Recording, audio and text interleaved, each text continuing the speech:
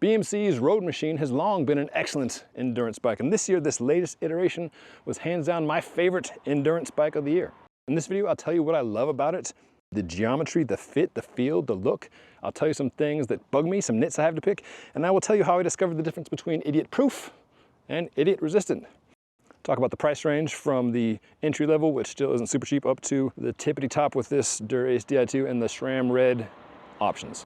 And like all my reviews, no, of course, this is not paid for. I feel funny saying that, but this is YouTube and that's how many folks operate. That's not how I roll.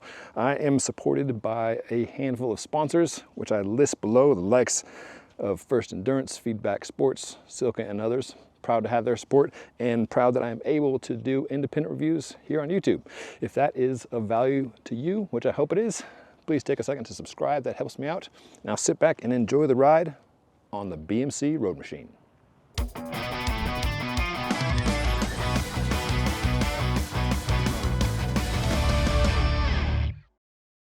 Okay, back home in the shop. Let's talk about fit and feel.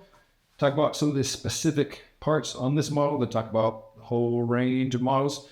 And then for context, talk about how and where I rode this bike. I had this thing for about 6 months or so. Been riding it all over, mostly road, a little bit of dirt. Mostly, lunch rides, an hour, hour and a half, but a handful of 3 and 4 hour rides, and did one hefty ride up into Rocky Mountain National Park on Old Fall River Road. A spectacular one-way dirt climb that if you hit it at the right time, you can get it when it's closed to cars. And then you get to do some bombing descents down from well over 11,000 feet on smooth pavement. So for that ride, I put on these GRX pedals, which are Shimano XT pedals, and just left them on and run my Shimano XC and gravel shoes with it. Let's talk fit.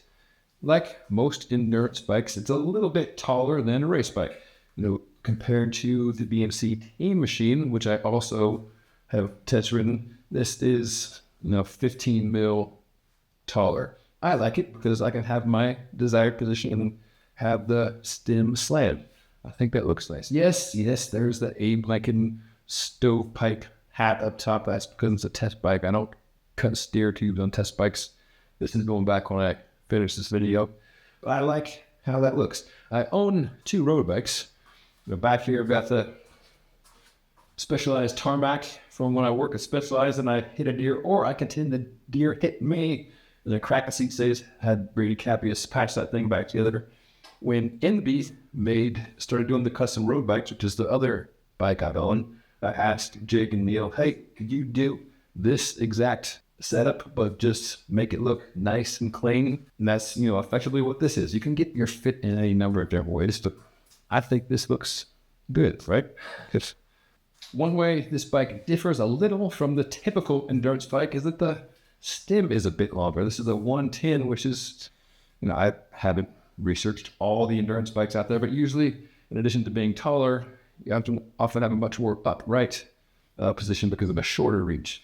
This is, for me, a dialed position. Your results, of course, may vary depending on what you like. The integrated bar stem is a 40 at the hoods, and then it flares to a 44, and that width is what you get across all 6 sizes. The stem length ranges from a 90 to a 120, so there's some adjustment there. That's similar to the race bike setup, except there it's a 36 narrow as arrow bar across all the sizes. So for me, being an average guy who happens to like this fit, dialed. If the one person's integrated as another person's incompatible, if you want something totally different, then this might not be the way. As always, it's absolutely best, if you're interested in any particular bike, to get your hands on the thing, get your butt on the thing, see how it fits you and see how it feels. That goes for not just the geo, but certainly the parts. Like, see how your hands like the feel of the hood, see how your rear end likes the saddle. I love everything about the fit and feel of this particular bike. We'll get into the parts a little bit later. Let me talk more first about some of the numbers. So you got a 72 and change head tube for this size 56 bike. That's like maybe slightly on the steeper end for endurance. a little bit slacker than an out-and-out race bike, but handles pretty quickly. The 415 chainstays are pretty short, like a race bike would maybe be 410, so just a scooch shorter, but I like a shorter chainstay because it just feels more responsive. I know that's an overused term, but that is what it is. As for comfort, there's lots of it. I don't know how much of that can be attributed to the wee little dropped seat stays, how much can be attributed to the D-shaped seat post, how much of the frame layup, I don't know. What I do know is it feels very much like a Cannondale Synapse in that it feels like a flat tire the first couple times you hit bumps, and that you might feel a little bit more in your hands, and then it just kind of disappears under you as you sag down. It's like, is my tire going soft? Like, no, there's just, in here, there's just a bit of give. If you like a super rigid bike, for whatever reason, this might not be the thing for you, but I think it feels fantastic. The Physique Argo saddle certainly helps out there. So, all in all, for riding pavement that is not the beautiful Swiss pavement that is like smoother than hardwood, but American pavement, which is all over the place. Sometimes the dirt roads around here are smoother than the pavement. Having a cushion, I think, is a part of the thing. I never switched out the tires from the stock 30s. I didn't even bother to set them up tubeless. They're the Vittoria Corsa. Next, Vittoria has a whole range of the Corsa tires. The Corsa Pro is the cotton sidewall, which feels delicious and is currently flat in both front and rear on my ENVE back there. One of my first rides coming back from shoulder injury, I took that bike out and managed to double flat, getting a screw in the front, a puncture in the rear. I didn't have a tool on me to take either wheel off regardless, so I had to make the call of shame. That was not a good start back. But point is, these Corsa Next are a good halfway in between the absolute fastest, absolute best feeling tire that can flat more easily and like an all-seasons tire. Relatedly, when I did the N2 in Portugal with ENVE, riding north to south in 3 days with the likes of Lars Tindam and Ted King, fantastic ride. I'll put a link to that video up here. The ENVE mechanics, who are all World Tour, ex-World Tour mechanics, choose these tires for that Goldilocks sweet spot where they don't want to be stopping all the time flats, but they still feel great. So in 30s, even with inner tubes in, not the most pro, not the most efficient, still felt great. Never had a flat on this in 6 months already. One last number, bottom bracket drop. Bottom bracket drop is the measure from, you run a line between the two axles, and then you get the center of the bottom bracket. The difference in that distance is the drop. This is the 75, which a lot of gravel bikes are in that territory. The Team Machine, the racy model from BMC, is 69, I want to say. So it's millimeters, but it's something you can feel.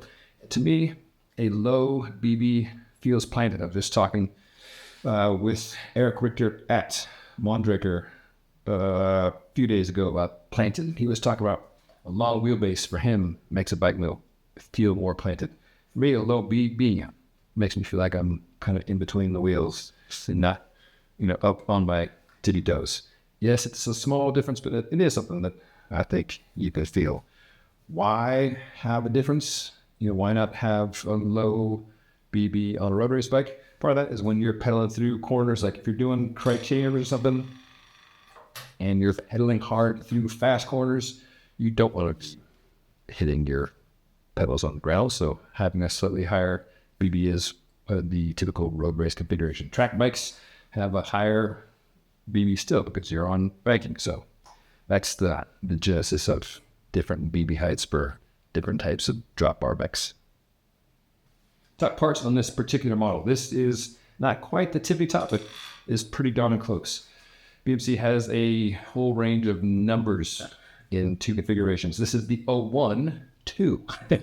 The 0101 means it's the top shelf frame set, and the 2 TWO is the second in line there. So the tippity top, the 011 has SRAM's red axis, the latest and greatest there.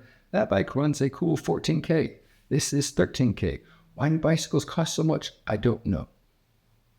All told, there are 16 bikes in the Roadmachine lineup, ranging from the rarefied air of that red group down to a much more reasonable $2,400 complete bike, $2,500 complete bike. Nonetheless, this is the Dura-Ace Di2, the Dura-Ace 12-speed compact bike with the 4-eyed double-sided power meter. Definitely appreciate the compact for climbing. For instance, doing that ride up Old Fall River Road in Rocky Mountain National Park. It's nice to be able to sit and spin and not have to grunt a big gear. Yeah, you can spin out of 50, 11 coming down long steeps, but for the most part, I'm coasting there.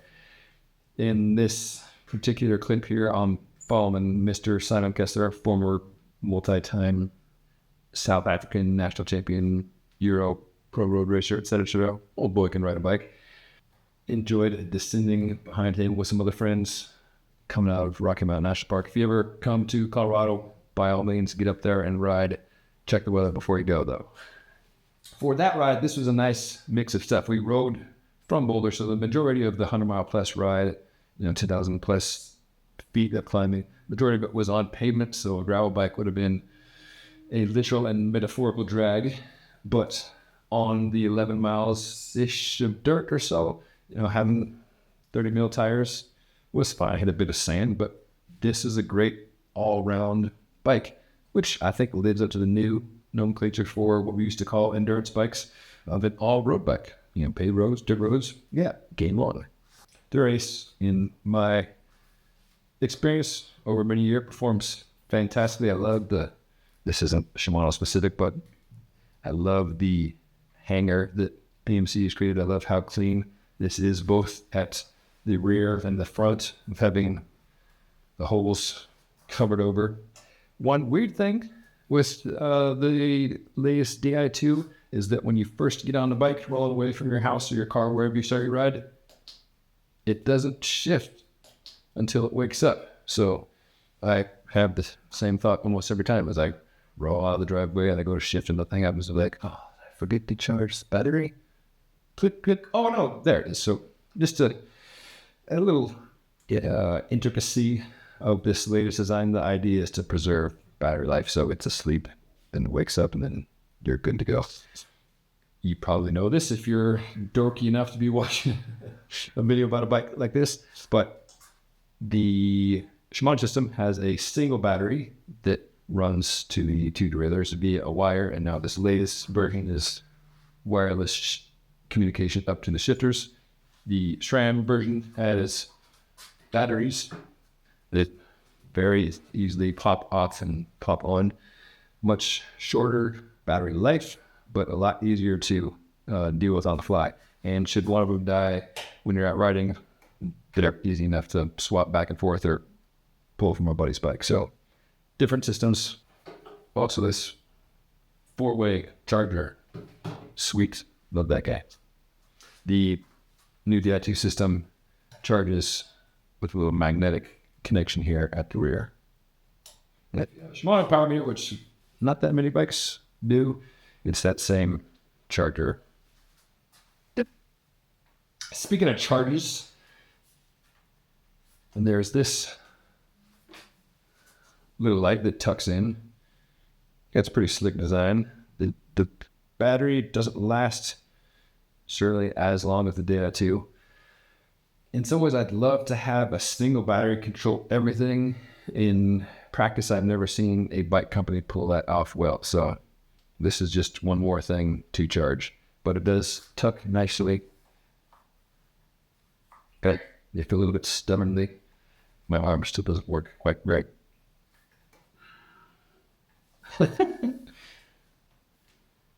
Oh, it's not gonna come on easily, right? Okay.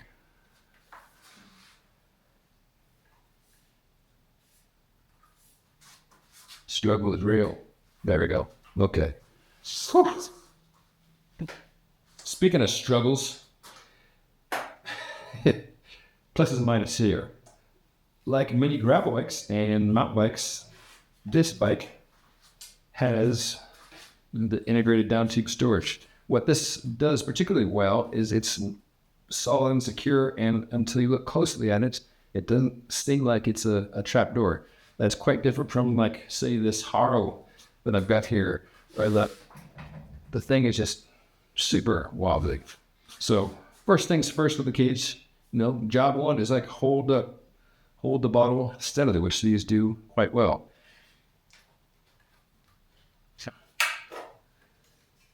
This guy comes off, and then you can tuck in whatever you like. In here, I've tucked up Soka Tactical pump. Then, BMC, like so many brands, has little sleeve containers where you put your flat fixings. I've got the multi-tool and the CO2 and lever, and then I've got a inner tube just gonna here at random tucked in there. Overall, this makes for a cleaner presentation than a saddlebag. And if it's nice and snug, as this one is, it keeps the stuff clean. You're not going to get it wet and mucky the way you can with some more porous saddlebags.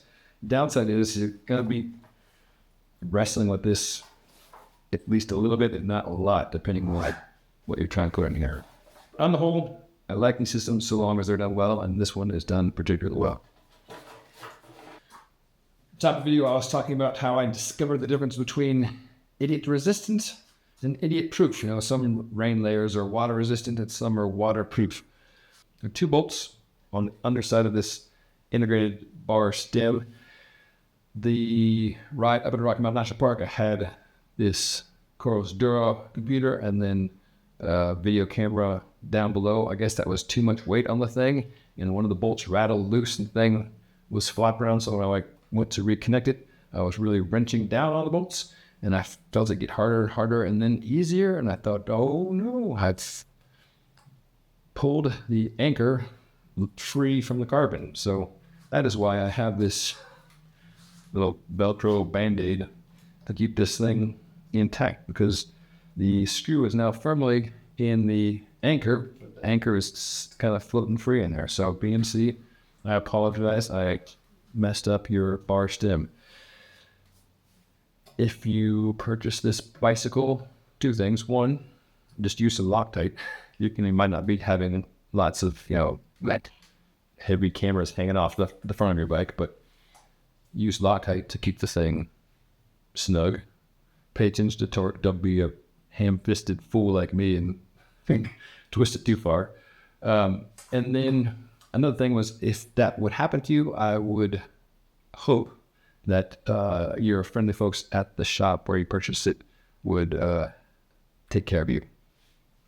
Details of that, I don't know, but just something to be careful of. Don't do as I do.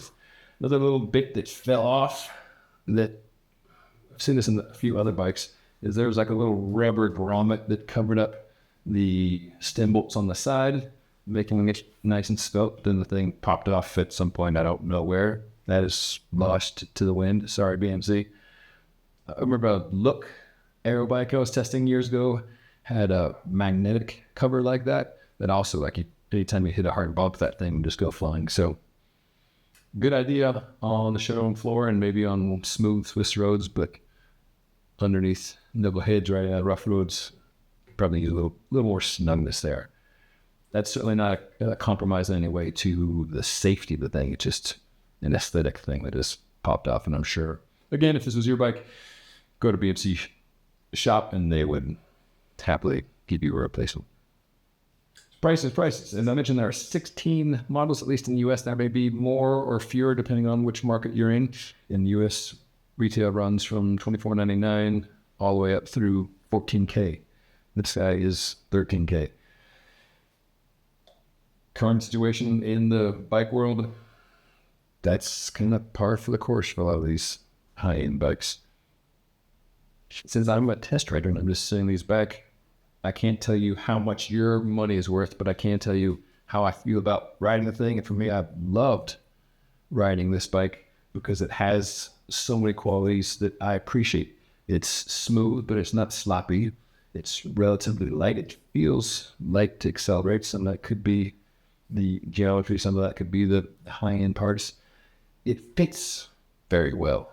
Everything from the the shape of the saddles, the shape and dimensions of the bars, and that, again, excusing the A-leg top hat, it looks nice and clean when assembled. The common question I get and you often see on the interwebs is it worth it? I can't answer that. I don't know your economic situation. Yes, it is a very expensive bike, and yes, there's a range of relatively more affordable bikes. What I can tell you is that I have absolutely loved riding this bike, and I'm kind of bummed to send it back, and I'm late in doing so. So, Joe and BMC, thank you for your patience. Once I get this video wrapped up, I will, in fact, send it home. And for you viewers, if you get a chance to test ride this thing and you're in the market for an endurance all-road bike, I highly recommend it. Thanks for watching. Thanks for subscribing. And I hope wherever you are, you can get out and maybe even ride in shorts. I don't know about you, but a little bit of sunshine, some warmth helps me to enjoy the ride.